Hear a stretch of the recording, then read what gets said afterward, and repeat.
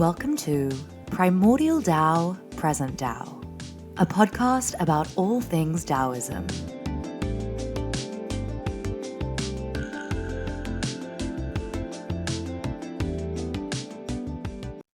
Welcome to Primordial Tao, Present Tao. This is episode 18, Exploring Pain and Vulnerability with Qing Zhi Bing. And action. It just occurred to me hearing you open the show that people might think Qing Zhi Bing is a person. Well, hopefully they listen to the first few seconds and they realize that it's not. Yeah. By the way, Qing Zhi Bing is the name used to describe the TCM system or Chinese medicine system of psychotherapy, psychology, counseling, and how we treat the more challenging parts of medicine and mental health.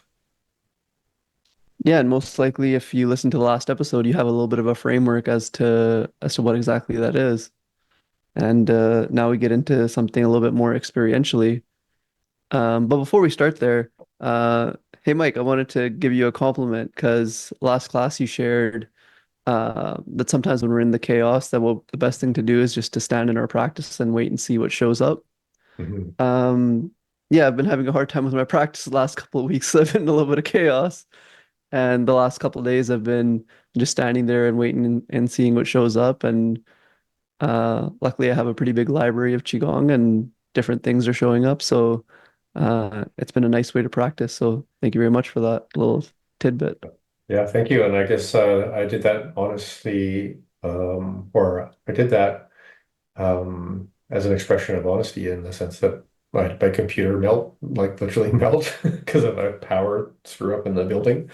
And it was also old and a bunch of other stuff. And I was behind on a bunch of things. So there I was for the class. I couldn't print out my so I was in that kind of chaos place. And I was like, what would I do right now if, I wasn't teaching a class and I just wanted to practice the stuff we were working on. And this leads kind of where the conversation or part of the conversation might go today is when we're in the windy place, you could say that part of our experience isn't organized or doesn't have a pattern to like participate in. And that's a part of anxiety, it's a part of being tired, it's a part of being triggered or just all the different ways where our attention isn't actually at ease. So when the attention is at ease, it's kind of like being at the top of a tree in a windstorm or something. So over there, we need a pattern to come down. We call that down regulation, self-regulation, anchoring your chi, whatever you want to think about. And when it comes to the things we're going to talk about today, which I don't actually know about exactly what we're going to talk about, which is always exciting. There's a thing in the psychotherapeutic sort of psychology of Chinese medicine that has to do with choosing the system of minds, the system of senses, the system of emotions, the basically a pattern. We could say, I think most people are familiar with yin and yang. So it's, a very simple thing, sympathetic, parasympathetic, or masculine, feminine, or this or that, or different attachment styles. So we can make things into a pattern of two, where there's like the three cells, the three treasures, the three dantian. So we can divide our experience up into three, and we might do that in a couple of ways.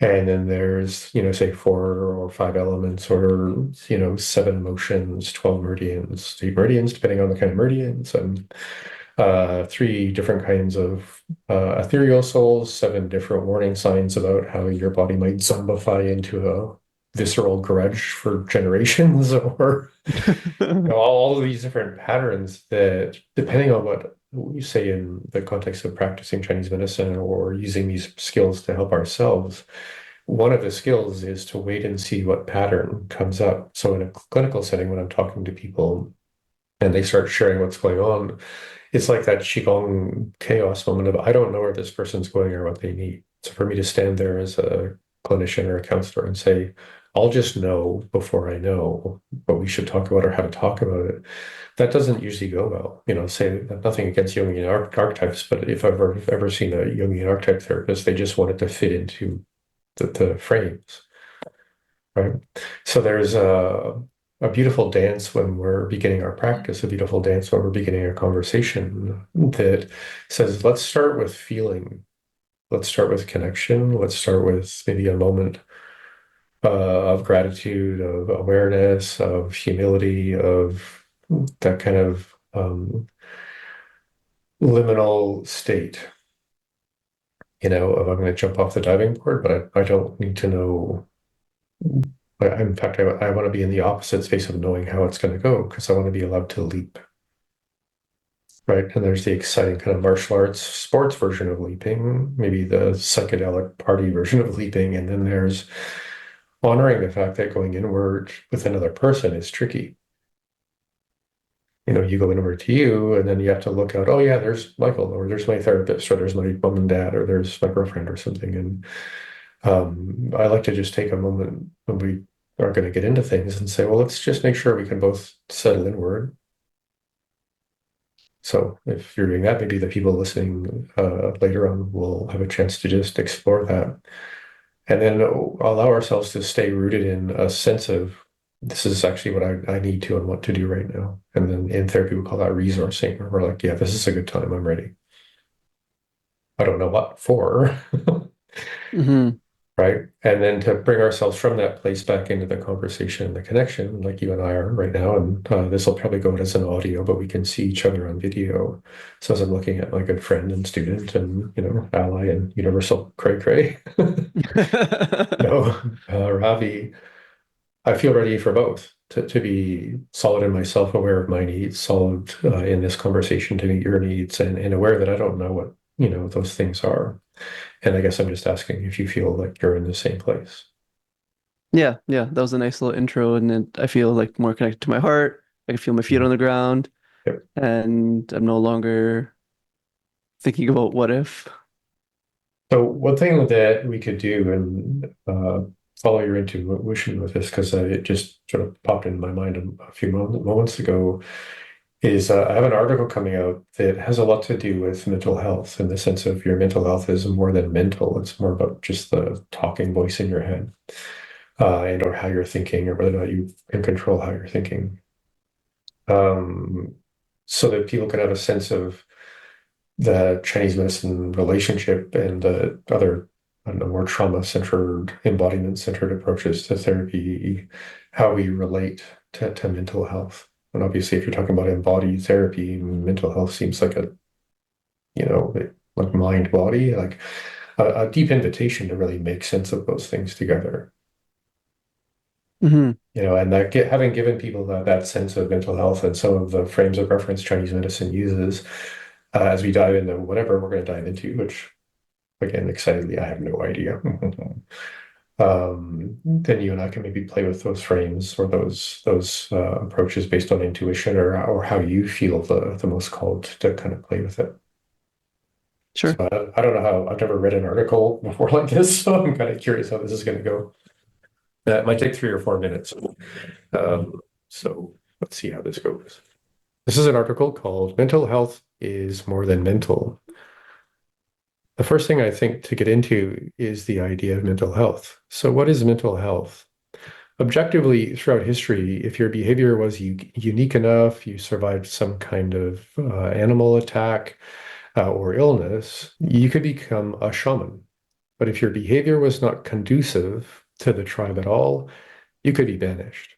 If throughout most of human history you got depressed, anxious, or overwhelmed by trauma, you went to a healer or your shaman, and your shaman would probably understand what you're going through because of how they became a shaman. They probably have unexpected tools, can tell a meaningful story, provide real connection, offer ceremony and sacred space, maybe some community integration, some authentic acceptance, and hopefully some humor. Or they might even make you fast alone for days on the side of a mountain, mostly because life has been challenging for a very long time. So what is mind? That is probably one of the oldest questions ever thought of and is a central question to the longest living spiritual traditions that still exist today. Given that we are talking about mental health, let's say that mind is a combination of consciousness itself, the mental sequence of cognition, the emotions and sentiments moving through the heart, and the subjective lens that we all experience as ourself, the ego. So if you think about mind, it equals consciousness plus cognition plus feelings and sensations plus a self. I don't think we've really defined as human beings what a self is yet, but I think we all have a sense of that.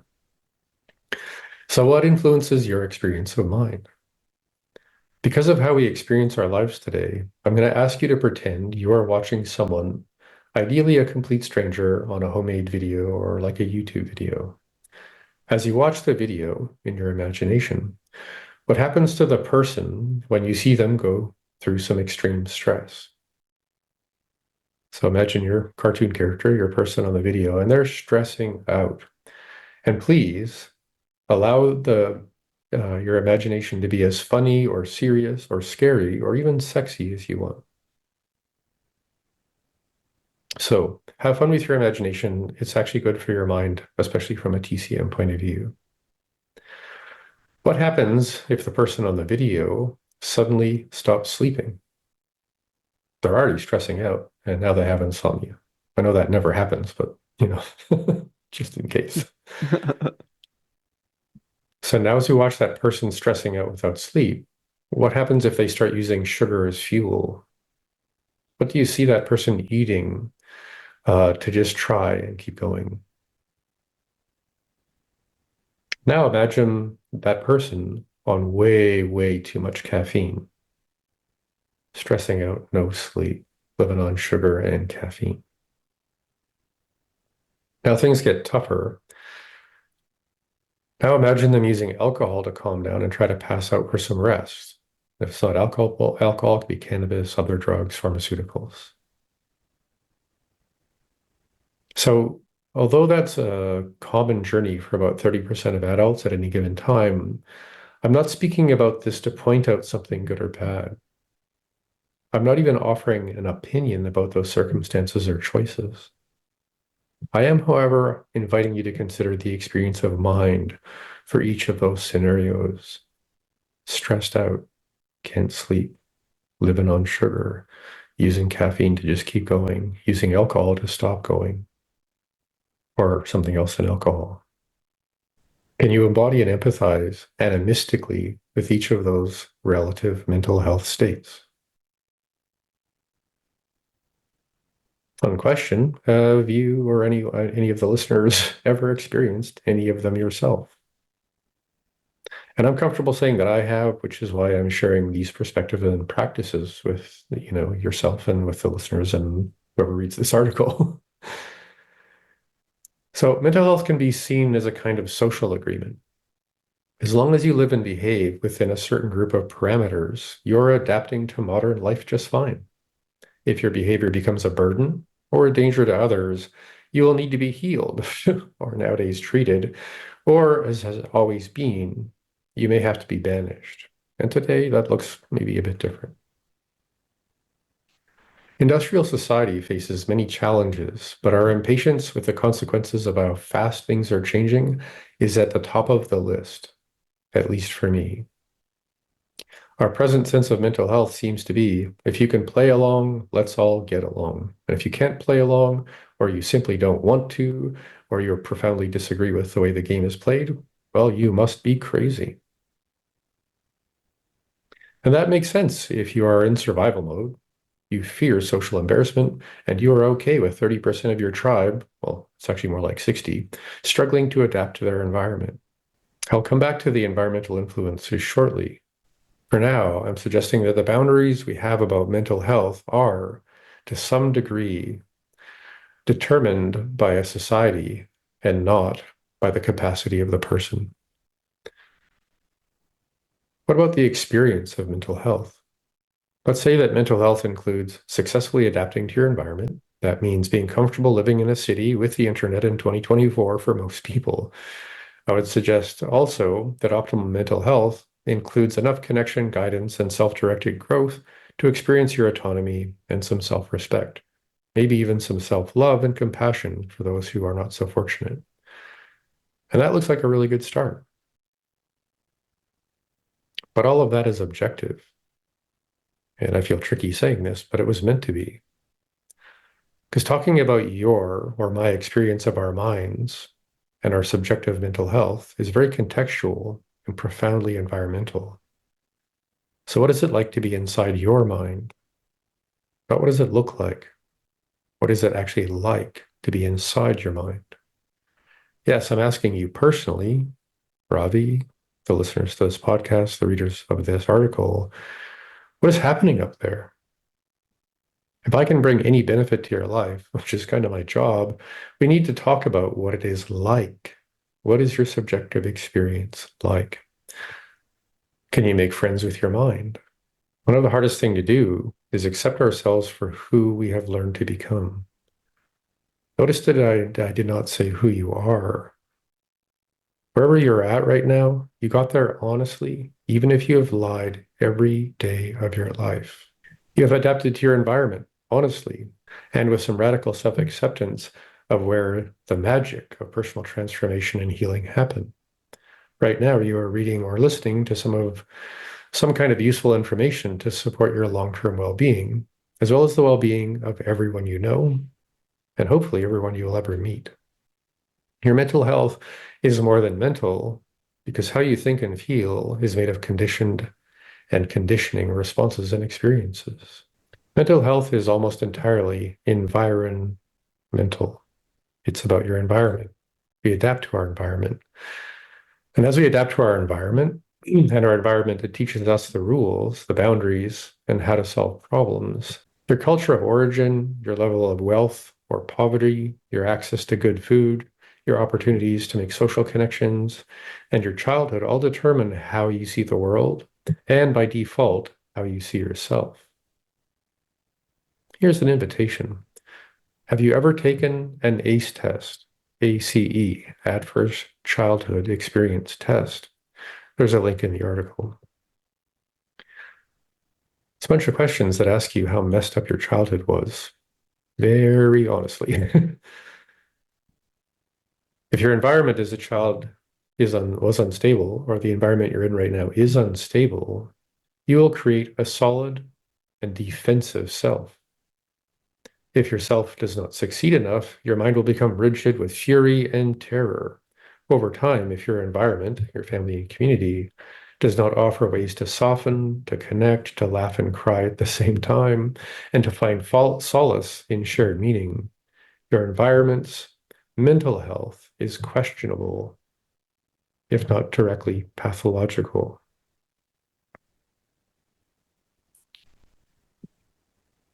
It's amazing that almost half of people who take an ACE test realize their childhood did them significant harm.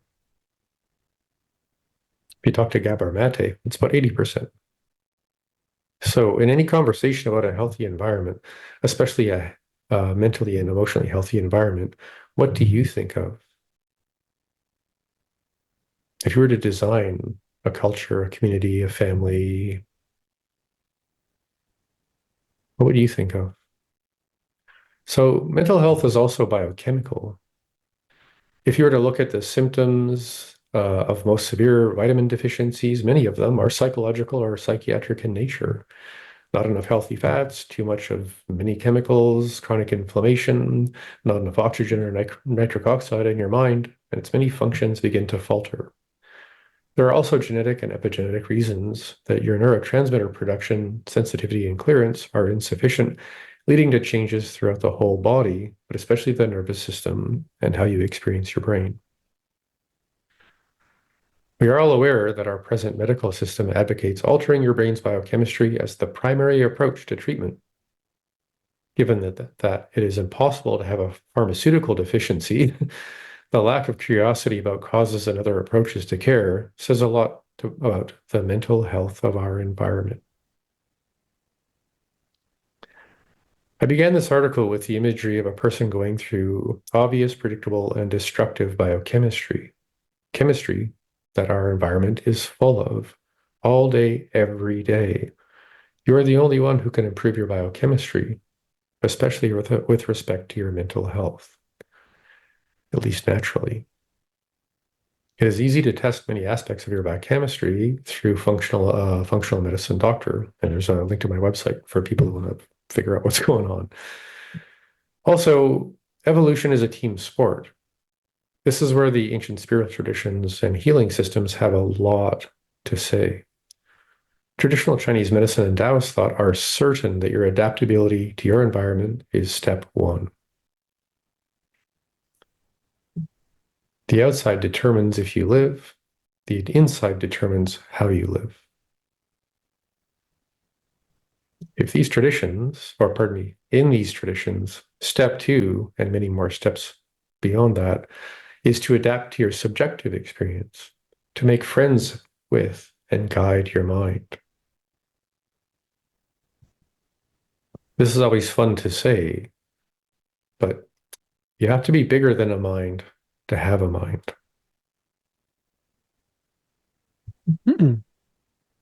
Once more, you have to be something bigger than a mind to have a mind. So have fun with that. There's a lot more to that understanding. Whatever is bigger than the mind is holding the mind. Your mind carries yourself in the same way. As people come into self-awareness, they notice that the mind is not the self. They also notice that the self seems to think this whole existence experience is about them. It takes a while for the self to accept that it can be anything. And it takes a while to make friends with yourself, a self that may hold on to or create a lot of pain. Yes, as it turns out, in order to make friends with your mind, you first have to make friends with yourself. Self-awareness takes time. At some point, we become aware of ourselves as adults, mostly living out reactive patterns of behavior. At some point, we must recognize it is time to respond skillfully instead of reacting. Objectively sounds easy. Subjectively, it is like juggling chainsaws while trying to serve your grandmother some tea with a smile. Identifying with and defending any story stops you from being skillful. The stories that went with why your unconscious choices made sense, by their nature, stops you from being conscious of yourself and your mind. That's a deep one. So what if you're not your story? What if your story is a defense mechanism? Your subjective self will decide when it is time to grow more than protect itself. Instincts often happen before the mind. When it is time, your instincts and unconscious self will take a step back and allow for your more conscious selves to find new ways of adapting and growing. Yes, I said selves. TCM, or Chinese medicine, and other comprehensive systems of thought and healing are very effective at helping people become whole and individuated human beings. The common sense of eating real food, staying fit, taking care of all the external aspects of your health, even your relationships, is also good advice. Having the adaptability and the inner resources to embrace an inner, personal, subjective, and often challenging existential journey are essential. A social support system is too. Find a group, find a therapist of some kind or any kind. If you're going to begin making friends with yourself and your mind, you will benefit from some support. Chinese medicine has a very pliable and subjective range of practices that are meant to help any individual assess and understand how and why any of us respond to our outer lives and inner lives in the ways that we do. And that's always step 1. So try this. Here are a few examples of ways that TCM helps us guide ourselves through the subjective experience of our minds, to make friends there and become curious about the possibilities. Please remember, though, with all things Chinese medicine, the context is the most important part. So let's try an exercise with your 3 selves. Just takes a minute. One way to explore your experience and the behavior of others is through your 3 selves. And get ready to laugh, especially at yourself. This practice invites you to be playful and consciously respond to something in 3 ways. So I've done it with lots of people, so I'm pretty sure this is worth trying. So imagine you're walking along a street and you're at a crossroads and you're coming around a corner.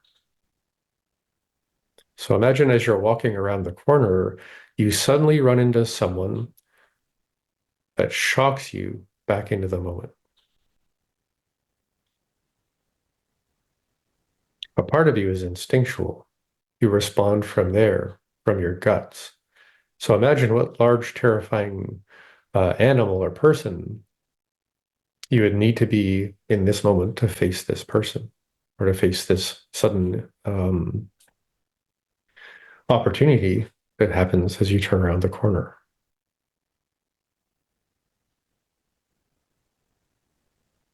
So as a part of you experiences life very socially and rationally, bonding and control of distance is survival. Who is the last person you want to bump into right now as you walk around that corner? And as you imagine bumping into that person, drop into your lower dantian, drop into your pelvis, your core, your belly. Soften there. Wait until you're ready, completely in an embodied way, to respond to this encounter. Can you imagine yourself and feel yourself doing that right now? So, as a social being, in this moment, what is the most authentic way to respond skillfully to the possible benefits, risks, and rewards of that moment, of that encounter, of that relationship?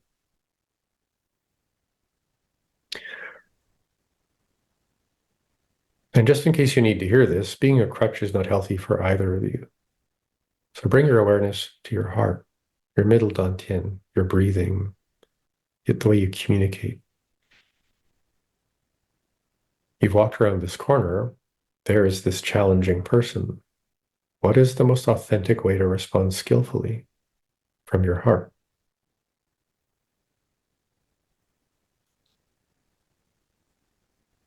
Can you feel yourself making that shift of state, that invitation to connection, that sigh of perhaps fatigue or disappointment, and a chance in a renewed way to encounter and communicate with this person? Let's try that just once more. Coming around that corner, first, drop into your lower dantian, your guts, your pelvis, your core.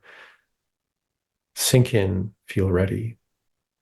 Now bring your awareness to your middle dantian, your heart, the part of you that's still you. Open that space to connect with this person, even if it's going to be challenging. Do you feel the shift differently? It's hard to open your middle and your heart when your lower is still uptight. As an existential being, what truth actually matters in this moment? In this moment, do you feel connected and clear why you feel both your autonomy and discernment with every moment and with every word?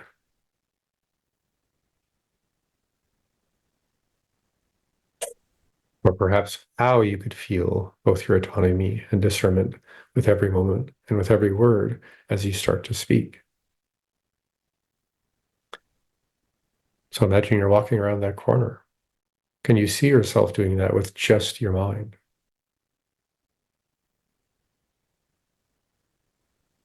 Or do you notice that when you walk around that corner in your imagination, you have to drop in to your animal body, your instinctual self, and be calm and ready to drop into your center of your heart emotions and communication and sense of trust, and become still there enough to open to a challenging relationship.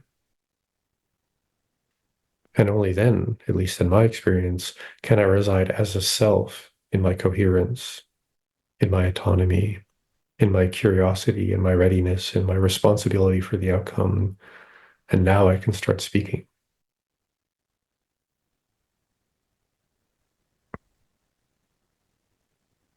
Each of your three selves is a mind, a way of being in the world, a way of adapting to the three most influential environments in your life. The practice is to stay curious about which of your minds is evaluating each of your minds. And by getting clear on the most potent influences in your life, will always be the first step to making completely other choices.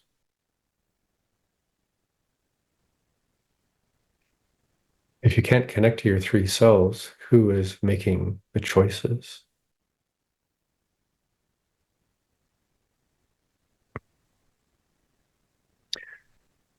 These choices are completely up to who? The self or the mind? Have fun learning how to learn how to find out.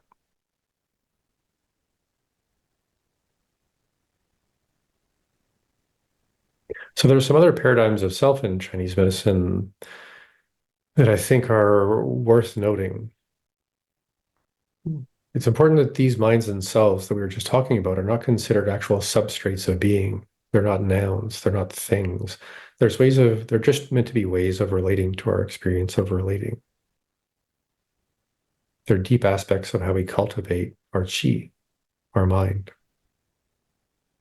Each aspect of cognition, for example, each unique emotion we have, each unique drive or innate drive within your character, your conflict style, your ancestral homework, and the treasure chest you get from your ancestors, and even your acupuncture meridians can be understood to be adaptive components of a whole self and a pliable mind, which is why we need multiple ways to experience a self as mind. Just like with the three selves exercise and the other practices above, here are some other models to learn from and practice. And now, instead of imagining bumping into someone on the street, let's consider these as tools to navigate the rest of your life. The following examples will be discussed in detail in future articles or taught in depth in the course called Embodied Psychotherapy, Spiritual Recapitulation, and Traditional Chinese Medicine, and there's a link to the article to that. Cognition has 4 or 5 major functional components and steps, depending if you are using the Western neurology or TCM psychology or Qing Zhi Bing. Anytime you are stuck looping or having writer's block, you can observe how you are processing your thoughts through examining your cognition. And then you can choose the most effective aspects of cognition for what you're actually engaged in. Now we're actually training the mind as a mind. The classic 7 emotions of Chinese medicine are a template for exploring the spectrum of all possible emotion. Instead of trying to discover which emotion is the worst, the most damaging, which one connects to your liver, you are invited to look into all of your emotions about the most important and impactful experiences of your life. You're also invited to feel how each of the classic emotions is involved in your mood and disposition. And finally, how to listen to each of your tissues, organs, and internal systems for latent emotional stowaways that might be whispering in your dreams. Every mind is made of many minds. Every mind is also made of a series of moving forces, motivations, volitions, tendencies that all work in the background to direct your mind and self throughout the journey of your life. Chinese medicine encourages a conscious relationship with your 5 wills, the Wu Zhi, so that you can learn to steer and then rely on each of those wills when they're the most needed. Your 5 wills are your spirit, your hun, or ethereal soul, your pa, or your corporeal soul, your zhi, or will, and your yi, or your capacity to perceive the world. If we can train each of those, become more familiar with each of those, then we can apply them when they are the most needed. If you need to resolve ancestral trauma, receive ancestral gifts, sort out your dreams, explore parts of your personality, your type of intelligence, emotional sensitivity or bluntedness, and sense of fate and destiny, you can connect with your hun, or ethereal soul. So it's considered to be one of your wills as a part of that component of your mind, but it's also considered to be something that's behind your mind, behind your heart, and behind your dreams. Just like a mind can hold a self, it takes a hun to hold a spirit to hold a mind to hold a self, and a self to hold pain. Your hun, or sometimes your three hun, are there if you are using this relationship therapeutically.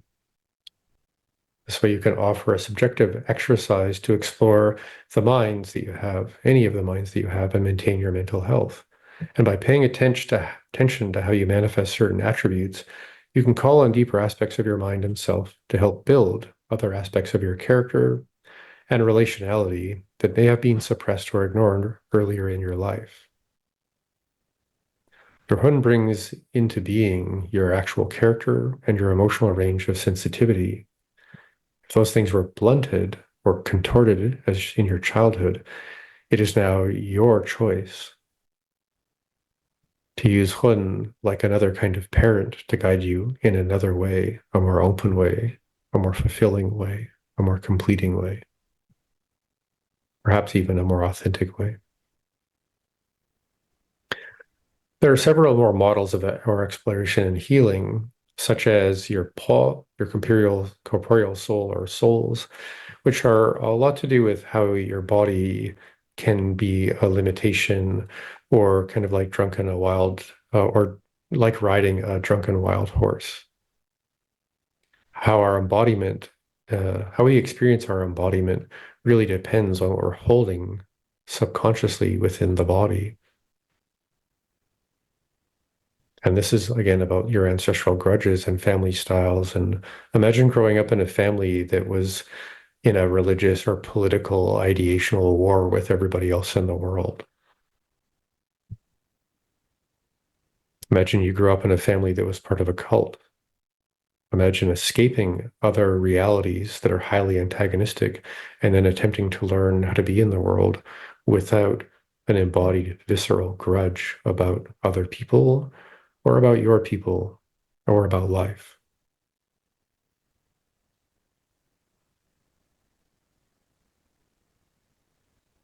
There's, of course, your meridian system, which I'm not going to get into right now because there's 3 distinct meridian systems.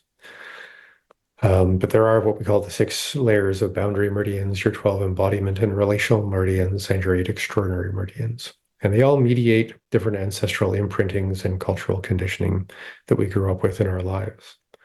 So, almost done. From a TCM perspective, all of these influences are like voices in a choir.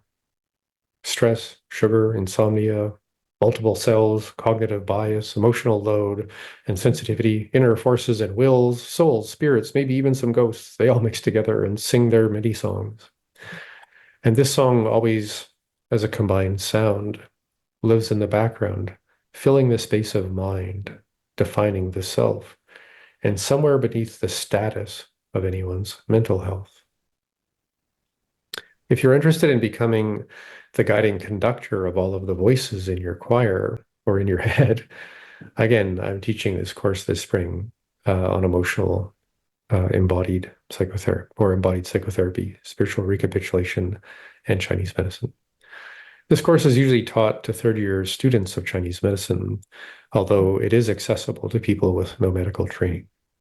I also see patients virtually here. Again, there's a link to my clinic because I'm going back to work. And last thing, neuroplasticity is your friend. So keep learning new things, especially in embodied awareness practice done to your favorite kinds of music. So anyway, that took longer than I thought, but first time I've read an article out loud.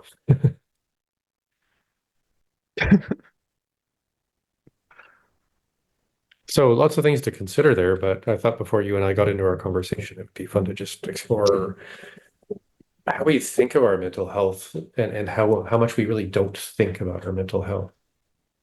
And the ways that when we feel into what mental health is as our experience, that if we don't have a way to hold it and a way to explore it and maybe break it down into pieces, we don't really have a sense of how to adapt to our inner world. Right? Because we reside on kind of on top of the mind. So we have to like give ourselves permission to recognize the mind is what is holding the self, and the self isn't you.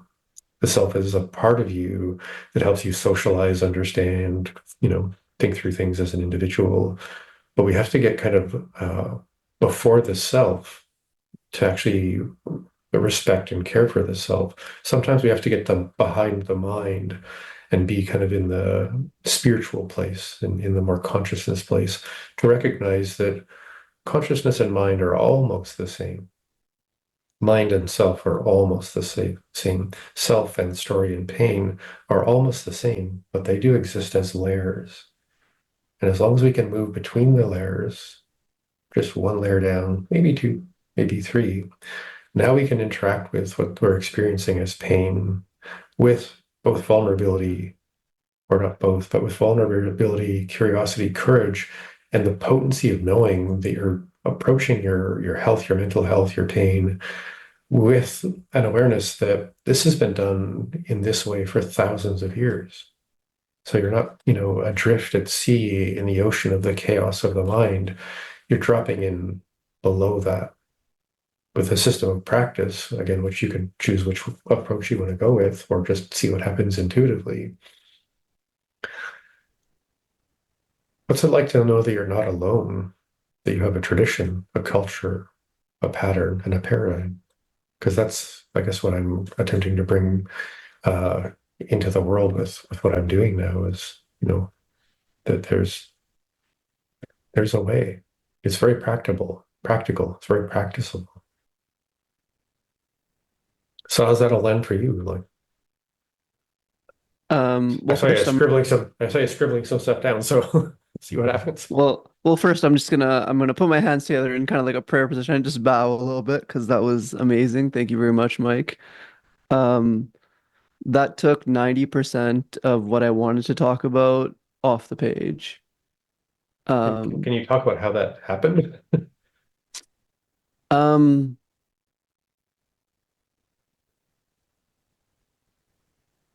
so as you were going through and describing a lot of the layers of self and consciousness, and the big one was you talked about, well, if you're not making the choice from the conscious place, rooting into the animal, really opening the heart, and then subsequently opening the mind, well, who's the one making those decisions?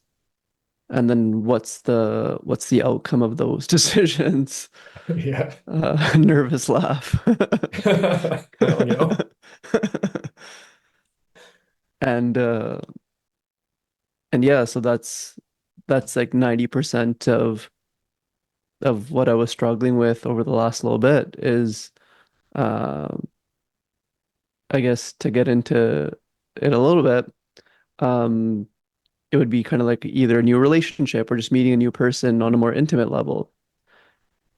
Because to save the story and just share where I ended up on 2 hours of sleep, a bunch of caffeine, and a bunch of sugar. And then before I could even realize what was going on, uh, I was in a place where I haven't been in years. It kind of reminds me of when I first started practicing, being that dysregulated. So basically, from the perspective that you shared, it's like, well, something was going on really instinctually. Something was going on very deep in my core that I didn't have words for. Because when I look back to how I felt at that place, I was really uptight in my lower dantian, and my heart was on fire, and up here was just crazy words. Right. Well, what was making your lower dantian or lower self tight, and what kind of fire was in your heart? Um,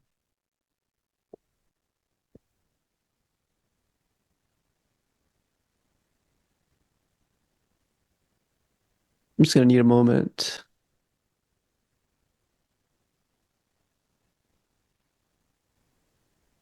So I guess it would be intimacy Hmm. and having a really woohoo intimate experience where there was lots of energy and lots of um, yeah, a very potent experience, I'll say. And then just from being opened up that big in this experience, um, and maybe not nourishing myself or grounding myself, because I think this gets into a little bit of like addictive patterns. Well, obviously it does with the caffeine and the sugar. Um, I don't exactly quite know. I don't quite know. I've still been kind of down regulating from that whole thing. Mhm. So Does it seem like that encounter or that connection is going to continue? it's hard to say. It's hard to say because there is a very beautiful connection there. It's a person who I actually connected with on a heart level, and she's very open, she's very aware, she's very in tune. But I guess the real question is um, and here I am getting vulnerable, is because our connection was very strong, we kind of forayed into this like physical intimacy realm rather quickly, but like way Mhm. more quickly than I normally would, uh, or that I've ever thought that I would when I met somebody like this. But it kind of just happened. So the question would be is, and I'm particularly curious about this, is like, what are the consequences of moving into a relationship and being physically intimate rather quickly? And if you get into a situation where you're having all these, um, case in point, be on 2 hours of sleep and all this caffeine, is there any recovery there? Because this potentially could be a person that I could recapitulate these things with. Which things? Um, Like the fact you guys hopped into bed quick, or well, so I guess like what I'm experiencing is a lot of guardedness. Mhm. So there's a person in front of me who I could really be open and intimate with, and I could really share this like beautiful heart space with. But there's this other aspect of my mind that's very guarded. Against And what? I think there's fear there. Well, I think there's definite fear. Can I throw out a statistical probability question? Sure. The most probable thing in my experience as a person, as a clinician, when I having this conversation with people, especially men who've met someone they really like, but things went quicker than they thought, is I don't know if I can trust this person because if she's going to hook up with me, she might hook up with anyone.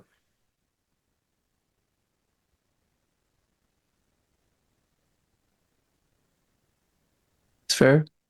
I'm just checking because that's usually, and again, we're talking about how to like your experience as a conversation, but I'm also kind of paralleling it with how as sort of psychotherapy in the Chinese medicine sense, or how to talk to your, I don't know, counselor usually goes for the counselor as well, because that's an important thing I think when we're because you and I are going to be learning this together is to recognize understanding how understanding works is really powerful. So sometimes when I'm working with someone, and again, this is a unique situation because I'm not just taking care of, what your needs are. I'm sharing with you how that process goes. And sometimes by learning that tool set, which is kind of common sense, it empowers us as individuals to like actually notice I'm going through something. If I was offering myself kind of a counseling moment, like what is the pattern? What is the most common thing? Because if we can't rule out the most likely thing, like what they call that Occam's razor, like if it isn't, you know, really, really tricky, it's the most likely outcome. It's the most likely outcome, or it's the most likely thing. So that's what I always encourage people to start with. And it also allows us, as we get deeper into this, to make that kind of our first thing. Let's either look at the first thing that's like on the chessboard as the likely thing, or let's get that off the board right away. So just to check in, is your concern trusting this person because she seems maybe a little bit more sexually forward than you feel that a partner should be or something? No, no. I would say no. Okay, great. Because yeah, as long as we get Yeah. There's a the easy level demons out of the way. yeah, there's a level of trust there. There's Yeah. definitely a level of trust there. Yeah. Okay. So it isn't the usual thing you're guarded about. What do you think you're guarded about? I think it's more like my behavior. Oh, okay. Um, let me check in with myself here.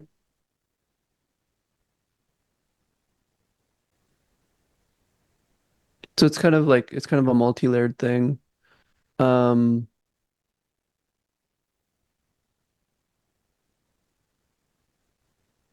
hmm. Oh my God, so many layers. Well, I'm sitting at number two, so I'll sit at number two and wait to see what you say. um, so I guess on one level, I'd be guarded with how. So I've been in a previous relationship where uh, it didn't end very well, and it kind of took me into a place where we first met Mike, and I was in I guess we could call it like I think you've described as a bit windy. Um, so I had a relationship that really went from kind of everything in my life to nothing. And I had to really take a step away from that relationship and then get into kind of moving back home with family and kind of starting a new life. And so I feel like there's some uh guardedness left over from that whole experience of like, hey, if I get intimate with this person again, like, do you remember what happened last time? Like you literally went bonkers for almost a whole year. After it ended, and then it ended? Well, it the first trigger was near the end of the relationship. Okay. Something triggered in my mind, and then I believe we said flailing ensued. Oh, okay. Uh, and so then there was just a whole bunch of uh, flailing. Did you end it, or did they? Um, well, I guess the hardest part of it was we ended it in a very mutual way. Okay. So we kind of knew it was over before it was over, but we really had this like bond and we were together for a few years, so we really tried to make it work. And then we met at a neutral location, coffee shop we've never been to, and we sat down and we had this discussion on how this is not working. And then from that place, we kind of both went our separate ways. But there were some things in between, like we had some pets in between us, and I guess the hard part for me was I still assumed that there was going to be like an open line of communication there between in that relationship. But as soon as we had that conversation, she had completely shut the door on me, and I had left her kind of in a house that all of my belongings were in, and all of the pets, and kind of I had left everything there in the sense of like, hey, there might be a friendship or something here. May have been wishful thinking. And then I was met with like a very closed door that was guarded by like anger, you could say, Hmm. and which kind of it drove me pretty crazy Hmm. because then it's I'm like the gonna, person that I thought I knew wasn't the person that I thought I knew. I'm going to say something that's meant to be funny, but it's also meant to point out a context. Well, at least you don't have any pets with this person, the new person, Hmm. right? And I'm being playful with that, but at the same time, loss is a wound, probably one of the biggest ones. Fearing loss is just common sense. Guarding ourselves against the fear of loss by losing something before we lose it is kind of like being in a freeze state. Here's this opportunity. Oh my God, I like this person. Oh my God, we're having fun, good times where I only got 2 hours sleep. That's always nice, except for the next morning or afternoon. So here's this invitation, and here's what you're potentially going to lose: our connection, good playmate that's meant to be like just mature adult, check the list, someone I enjoy spending time intimately with. There's maybe lots of other dimensionality and opportunity there, which is also, and this is maybe tricky to perceive, but the mind also loses what it projects as possibly good. So I don't Hmm. have the goodness yet, but I'm going to risk my safety, my free state for that potential goodness. So maybe I'll just lose it now so I don't have to lose it later, because then it's going to be even worse of a loss. Because now I can project all of the goodness that could happen because check, heart connection, check, the person's actually aware and maybe has a practice and is cultivating something. Sex is great, excitement is there.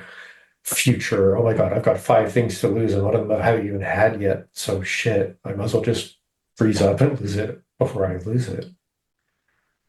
Yeah, Right. which it would be like subconscious, like self-sabotage behaviors too, or relationship sabotage behaviors in that realm. Yeah, that's what it looks like from the outside, but subjectively, and this is the tricky part about when we get into the embodied sort of therapeutic spiritual recapitulation side, is on the embodied side, you're viscerally willing, and like many people, this is never about judgment, it's just about framing. I just want to check in. How's your Lord Ancien? Still, still open, still It's, ready? it's a little tight. Yeah. Well, let's just make sure. I mean, what's the worst thing that could happen? Like we're speaking about truth. It's not like there's any judgment or Hmm. nothing of harm can come to us. Hmm. How's your Okay. your heart? It's closed right now. Yeah. So just So open yeah, it's just soften. it. That's why I have to do these. Like every 20, 30 minutes is like, are we both still here? Yeah. And if we ask that because it's so easy, as we're both, experiencing right now and what's happening within that connection with that person, it's so easy for the below the mind to say, I don't want that. Stop, Hmm. freeze, run away, fight, flight, right? Or other things. So it's always good to just, stop, drop, and roll. Stop, drop into the lower dog chin, take a roll around, feel into Hmm. your adaptability, feel into your sense of things. And it actually takes an open heart to feel a closed heart. So be the open heart, feeling the closed heart, Hmm. and then just hold on to that part of yourself with care. Not care like I need to fix it, care like, yeah, well, let's do this together.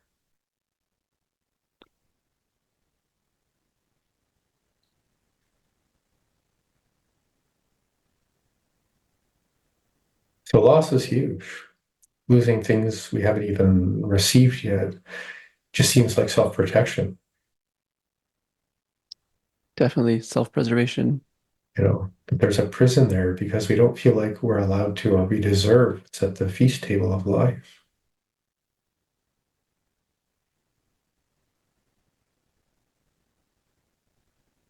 This gets into all of aspects of my life. Yeah. So I'd say most men in your generation, the generations coming up, feel that way. Right?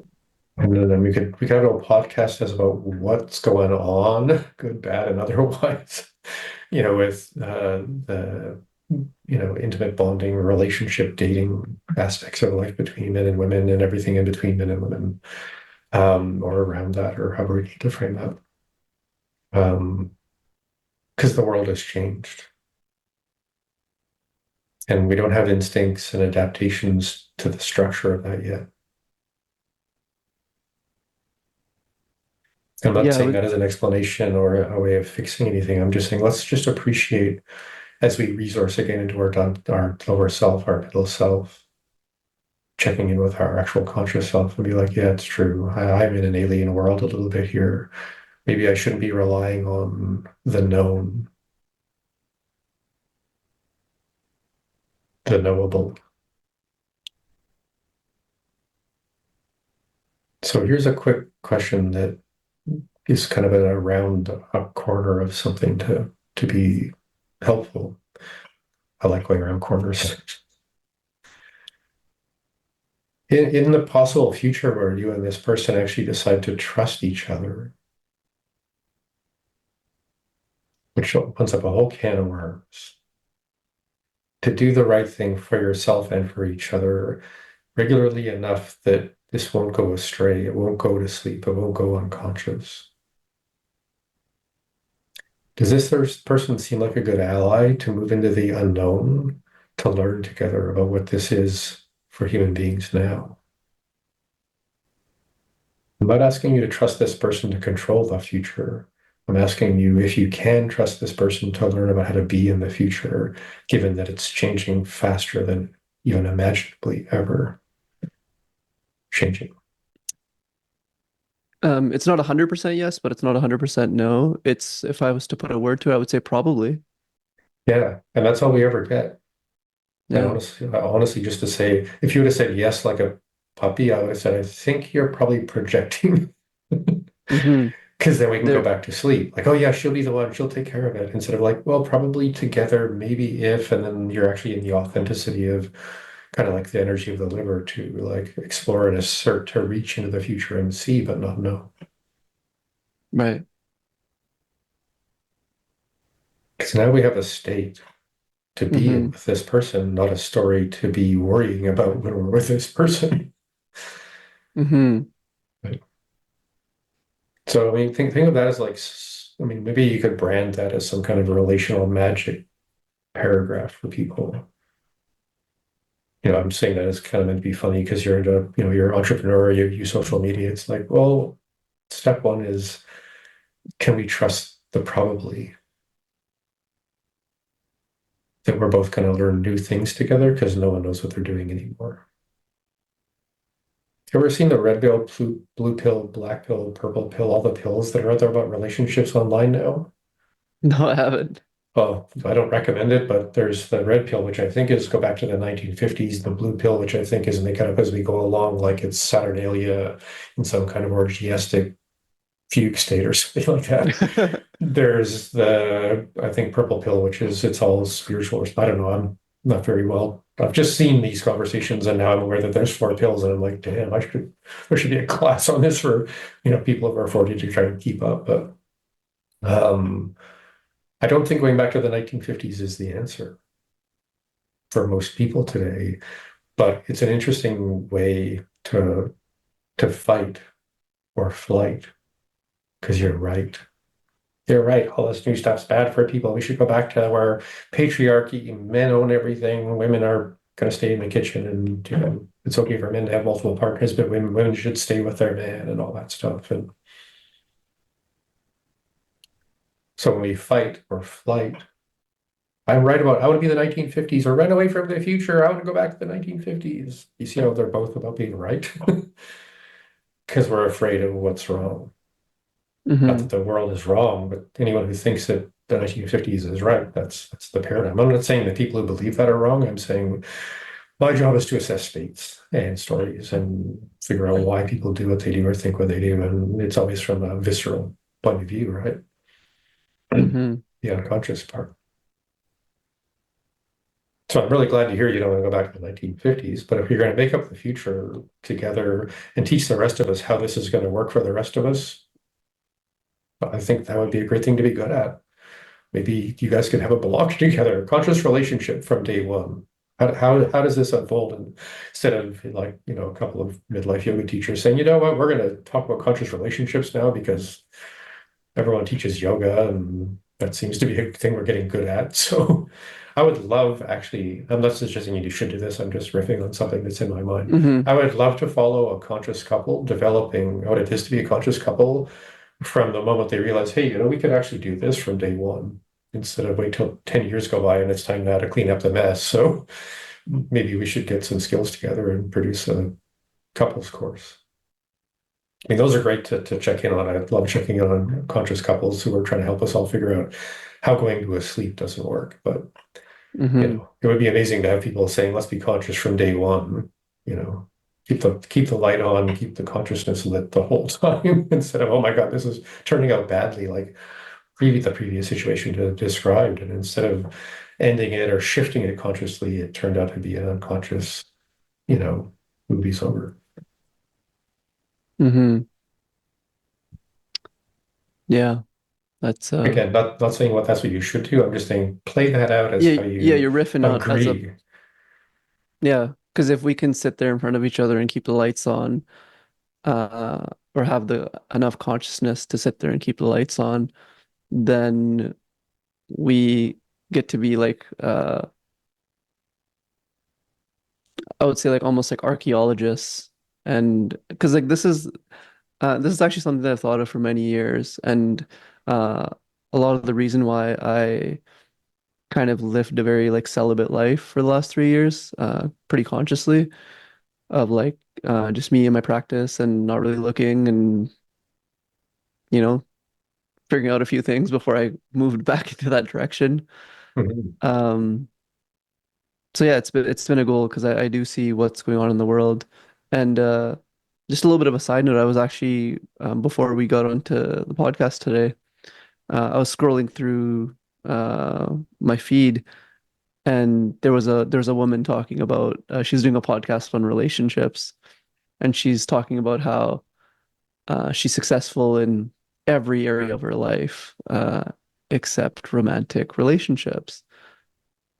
And she's like, it doesn't make sense. She's like, all my friends are like young, they're pretty, they're successful, and very, very single.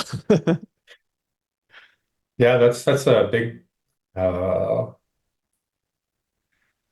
bone of contention with the red pill people.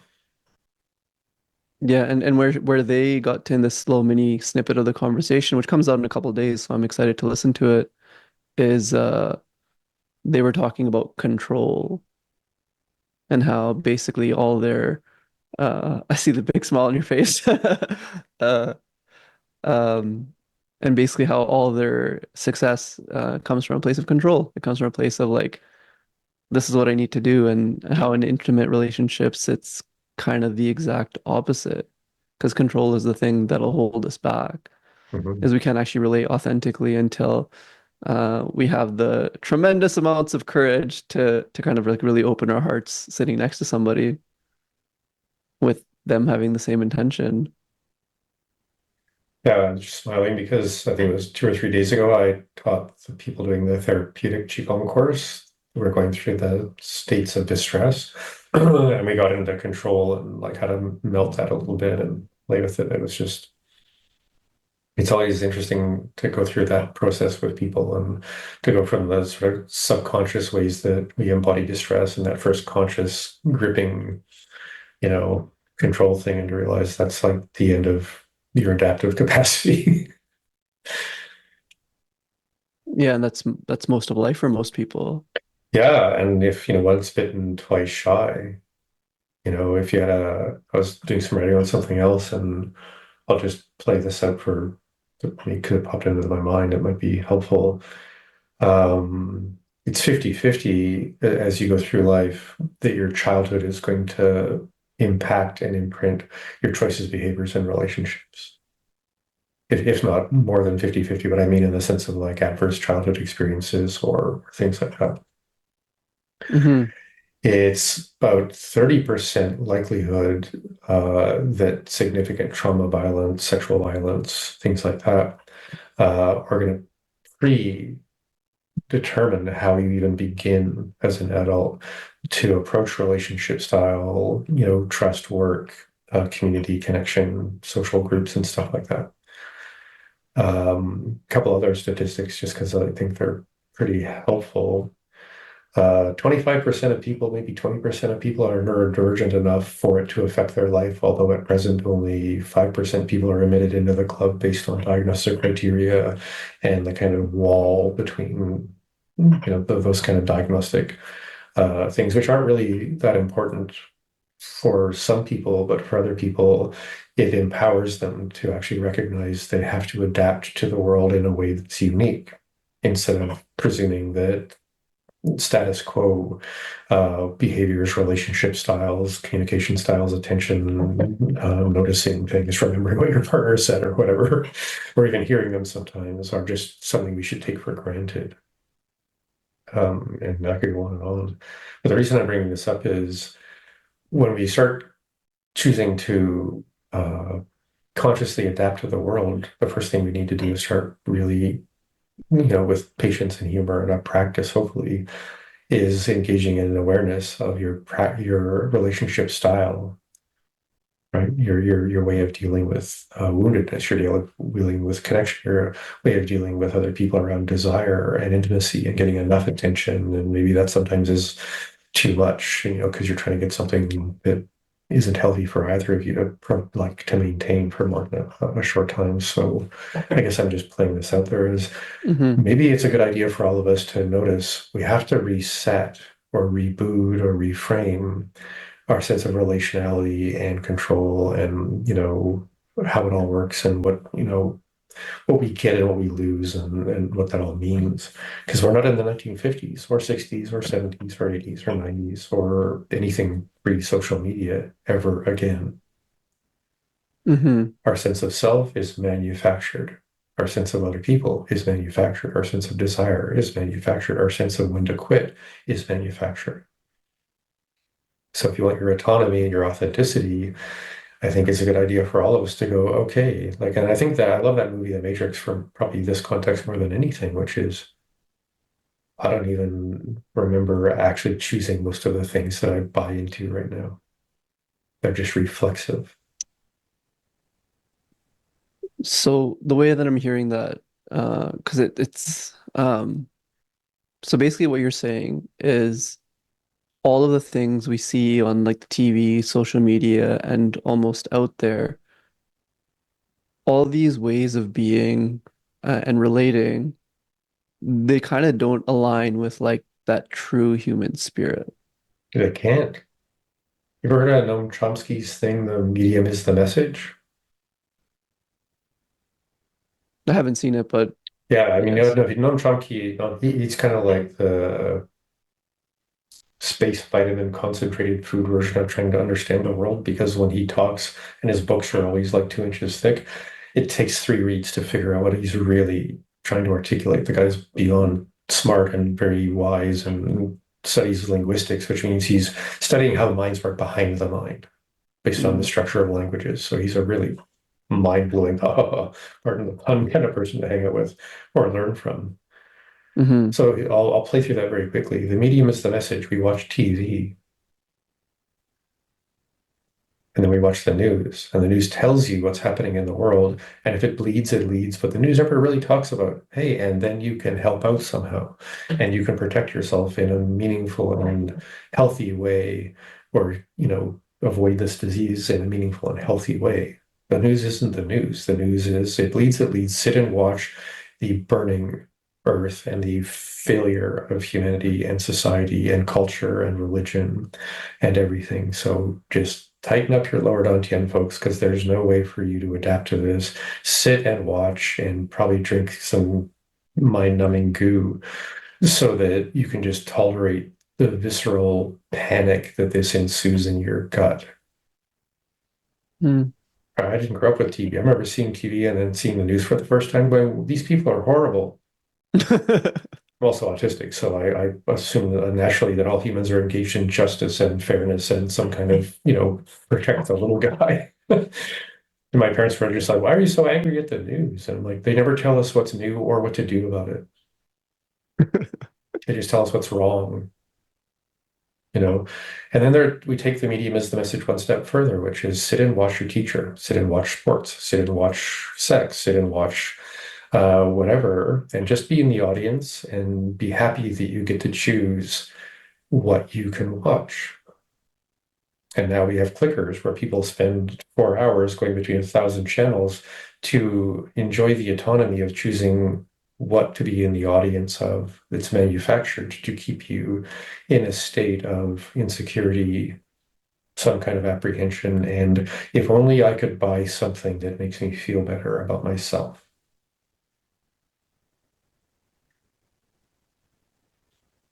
Yeah, that Reese's peanut butter cup sounds pretty good, right? Yeah. So I'm not trying to be the negative guy or the dark psychology or whatever. I'm just saying if we can all step back and recognize outside of I mean, when I think of podcasts and parts of the internet that are actually informative in a generous way, in a helpful way, it's usually people talking or people writing and sharing experiences, sharing wisdom, sharing understandings, sharing humor.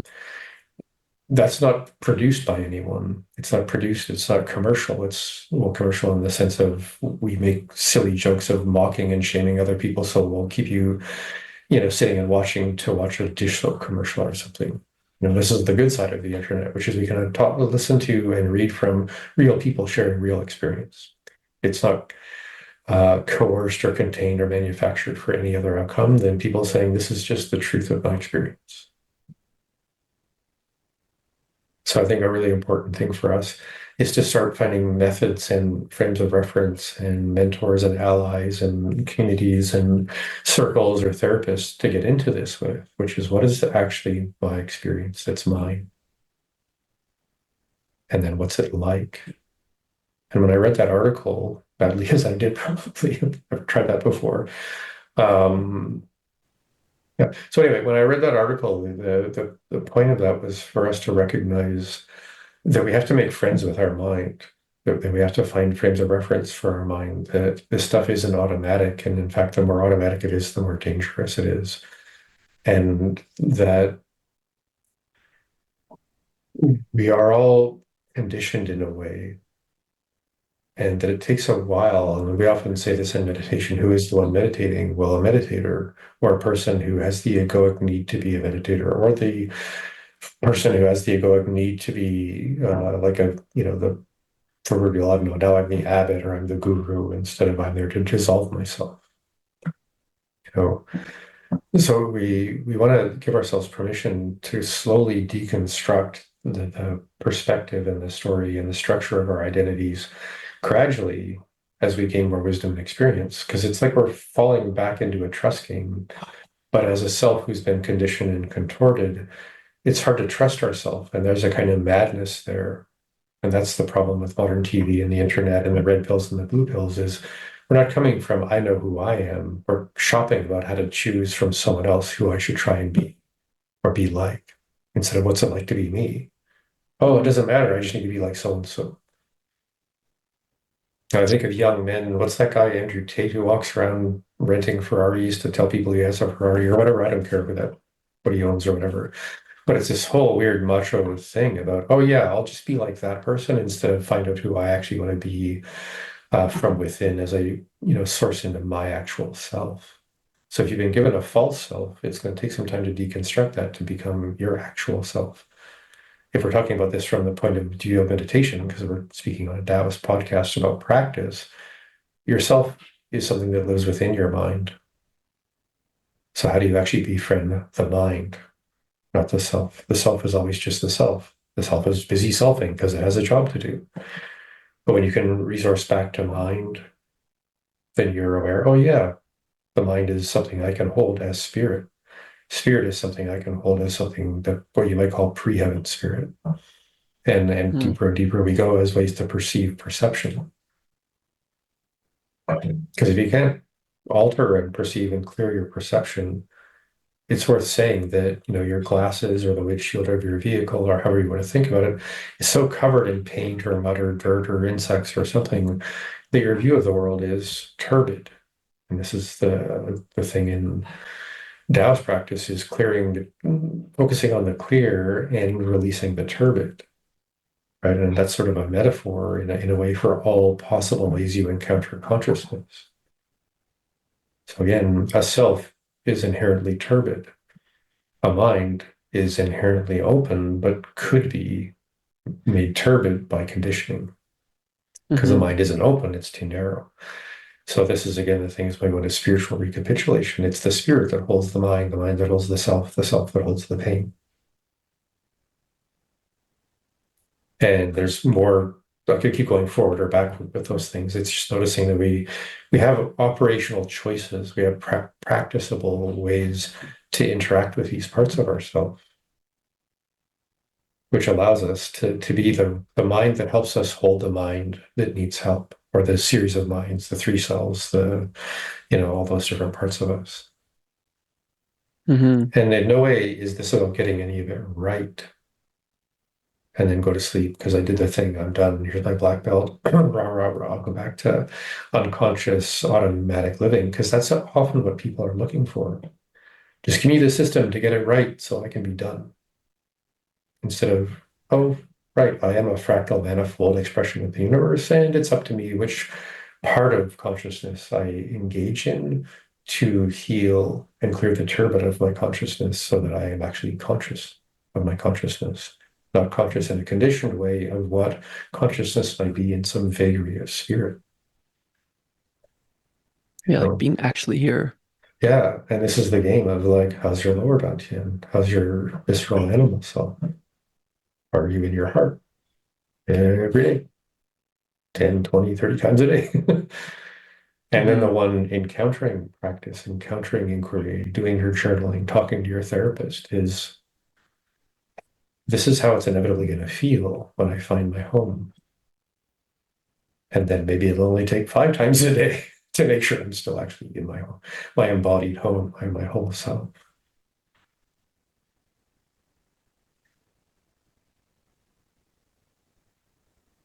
Mm.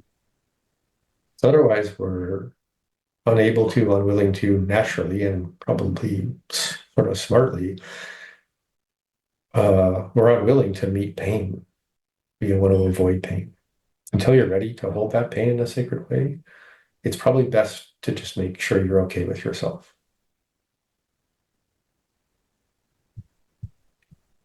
But if you really want to start articulating the things that heal the self, then the self has to be able to hold the pain as itself, and then the mind can hold the self in a way that allows the self to shake things off, try new things, try old things if that seems to be a good idea, because sometimes they might work, suddenly better now. Who knows? Hmm. So, in the things you're wanting to bring up around vulnerability and pain, I'm curious if there's other stuff you wanted to speak to. Um,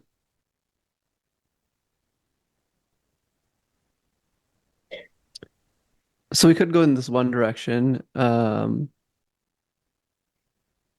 And this gets a little bit, I guess, more esoteric a little bit because so we'll use this specific relationship or potential relationship as an example. And I'm gonna just say, hey, sorry for putting this out to this person over here like this, but I'm not using your name and we're gonna Well, if hold they out a ever few see things. this, hi, like it's in front of me. This is my teacher, Ravi's Mike. my friend. Don't be mean. Ravi's my friend. Don't be mean. Um, so the other layer that I want to go into this, which is pretty interesting, would be kind of like that ancestral layer. Hmm. Because here I am, I'm an Indian man transplanted from my home country. Well, I was born in Canada, so um, born in Canada, first generation, and every generation prior to this generation has done things in a very specific way. And then here I am, completely new land, literally. And so in my experience, it did take me a while to really kind of find my roots in my culture. And now this specific person that I'm engaging with, they're not of my culture. I think one of her mom's side is I believe it's English on her dad's side, and I'm not sure what the other side is, but like ancestrally, there's going to be like a clash there, right? Because there's like um I guess I don't want to blame everything on this, and I know it's a trigger word, but like colonialism. Mhm. So Yeah. like Well, how would we as conscious beings relate to that? that's a good one. So I think the first thing that comes to my mind is, well, just go back farther. I mean, I think we've done this a few times. There's the first world sitting at the ocean during an ice age. There's a second world after the ice age goes away where we're hunter-gatherers. There's a third world, which is really recent, 7,000 years, where we tried agriculture. Then there's the fourth world, which is since the Industrial Revolution and, mechanistic war and fighting over resources. So you could just go back to the first world and realize you're just post-primate cells without needing much for language because there's the sky, the ocean, the beach, and infinite food. There's the hunter-gatherer world, which is everything's flowing winds of fate and cycles of seasons. There's, seem to want to give you a aliveness, but also seem to want to kill you at the end of every winter. So you can see yourselves like both beside each other in that world, being like, how would we do here? And then there's the third world, which now becomes, securing resources for each other and protecting them well enough that your imaginary kids or tribe or people will be okay, knowing that there's those damn second world bandits out there always stealing your stuff. Hmm. So it's fun to play with that idea. But if we move into the fourth world and decide to reside there, there's going to be some things to unravel. One is she actually a domestication-oriented colonizing person who wants oppression over everything in the world? Probably not, right? So colonization is only dangerous when we threaten the autonomy of other people. So very quickly, and I know I'm about to get canceled here, gulp. There's a podcast I would love to do at some point called Decolonizing Gender. And it would be a really interesting conversation around history and modern times and what we're all trying to figure out with respect to that. And I'm saying this as a therapist, or not clinical therapist, but as a doctor with 30 years experience who talks to people a lot about what's going on. So I'll call that a counselor. It's interesting in one context, and please, if you want to cancel me, at least wait till we do a podcast on this first before you start, screaming. The point of that podcast will be, isn't it interesting that the people who are feeling destroyed by the colonization of cisgender or two genders as an oppressive force, given that I think, and I'm not meaning this in a mocking way. I think the highest number I've seen so far for individual gender types is 72. So if we have, say, masculine, feminine at the poles and somewhere around that and or between that and however you want to see it is the 72 other genders, right? So if we were to both sit there as some kind of anthropologist going like, that's interesting. These human beings have found themselves with perhaps 72 genders, but the sense of oppression and dominion and shaming, loathing, controlling, defying sense, right? So we've divided the world into two genders that hate all the other genders, and the new gender is saying, I will destroy your life and effort if you don't believe in the world the way I believe it, use my pronouns the way I want you to, and all of those things. And I'm not suggesting that's a good idea or a bad idea. I'm suggesting that the colonization of is cisgender the thing that's like the normative thing, or I'll say heteronormative genders. That's the word. So Sure. Yeah. here we are. The dominion of heteronormative gender styles has colonized and dominated the world, suppressing all these other genders. And here we are now at this inversion point where these genders are free to explore themselves, express themselves. But interestingly enough, they're willing to turn their hearts and souls towards anyone who says anything that doesn't agree with their paradigm and says, I'll destroy you, which is hyper reverse colonization. So if we're going to decolonize gender, maybe we should stop destroying anyone for having an experience of life that's their own. Feel like I need a clap. Right. So this is a tricky thing, right? So when we think of colonization, especially in the modern, say, last 20 years since, Facebook is trying to colonize the world to become Facebook. Instagram wants us to become Instagram. Twitter wants us to be all thinking in short sentences and visceral spewing hatred and judgment and isms and racisms at each other. The news wants us to sit at home drinking scotch, begging the world not to hurt our little corner of it. Like there's so many things trying to tell us this is the world. Take it, swallow it, become it, or you're not cool, or I'll destroy your career, depending on how hyper colonizing that influence wants to be. So my question, based on what you brought up, and sorry for my tirade, I've just needed to say that out loud for a while, is either of you interested in colonizing each other or the world in a threatening, domineering, domesticating, obey or else kind of way? The answer is no, but my cheeky answer is no sheets, mushrooms. I have no idea what that means, and I hope they're good ones. I hope you get to enjoy mushrooms together someday. That might actually. Sorry? It's a good idea, actually. Yeah. What are the mushroom things about? Well, just it loosens that grip of like how can you be a colonizer and eat mushrooms? Sorry, I thought there was something from your culture that made mushroom is bad. You know, like some cultures don't eat pork or something. So No, just in the what's the sense diss of on like mushrooms, man? Anyway, so conditioning. okay, It's like go. it's like anti-conditioning. I'm not dissing Yeah. it. I was pro Yay. mushroom in that statement. Okay, cool. Yeah. So again, going back. to the core of this, because it's about the context. Are either of you colonizers, reactive, revolutionary hyper-colonizers willing to destroy other people for having their own existence and opinion of existence? No, we both stand on the exact other end. Like, what can we do to help? So, not a problem. Cool. And you can both, I mean, in this conversation, and pardon my little tirade there, but I bring that up because it's like a yield sign or a warning sign for where anti-colonization becomes hyper reverse colonization. As long as we're not doing either of those, we're not doing either of those. Hopefully that implies in some way we engage and embrace our own autonomy and will to discover and express our whole self, and in doing so have to first give everyone else the right to do so. Because if they can't be them, you can't be you. You have to control them. But once they can be them, it's like, well, I don't have a job of controlling anyone, so I finally get to be me. I guess I finally gave up the job of getting the world right for everyone else. And that's the problem about being idealistic, is we think we actually are right, but more importantly, in being right, it's up to us to tell other people that we're right and they should just shut up and do what we tell them to do because we're right. It's a slippery slope.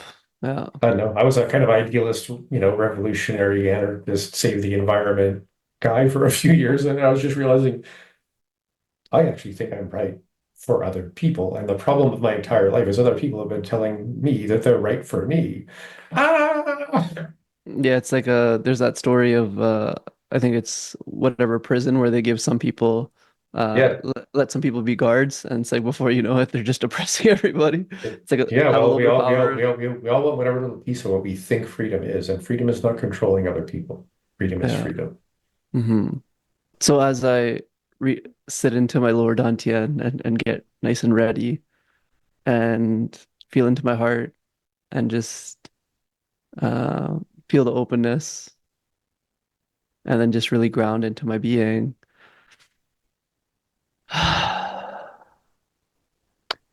Yeah, so that was a lot, Mike. Thank you very much for for uh for kind of blowing that wide open.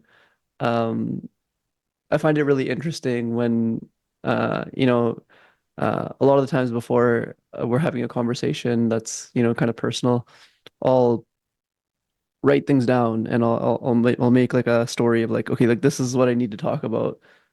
And it was really beautiful how after your um I want to say lecture, but after you read that article, how a whole bunch of that was just gone away because it was not about the story at all. It was all about the state. And so yeah, that's how I'd wrap that up. It's just the state, because if I can stay connected to that place, then all of my problems don't really feel like problems, and the ones that are still there, I'll actually have the conscious awareness to sit with them. So thank you for creating that shift in my being. Great. All right. See everyone in the next Uh, podcast. Everyone, next one, Bigu. We've been waiting for this one for like weeks, so like I'm really excited for this one. So thank you very much, our listeners, and look out for the next one.